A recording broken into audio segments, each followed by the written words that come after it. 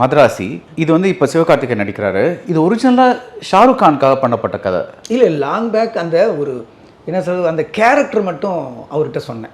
ரொம்ப long back அவர்கிட்ட சொன்னேன்.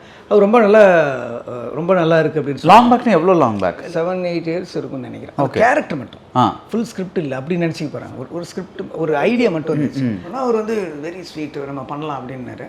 ஒரு 2 வீக்ஸ் கழிச்சு நான் ஒரு மெசேஜ் பண்ணேன். அதுக்கப்புறம் ரொம்ப டிலேவாக இருந்தது ரிப்ளே.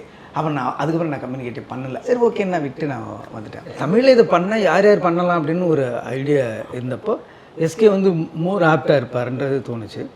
அதுக்கு முன்னாடி நான் வந்து ஒரு குழந்தைங்களுக்கான ஒரு படம் பண்ணி அது நான் பேசணும். அது போயிட்டு அது மூவ் ஆகலை அப்படின்னோடனே ஆல்ரெடி நானும் அவரும் ஒரு பேச்சுவார்த்தையில் இருந்தது.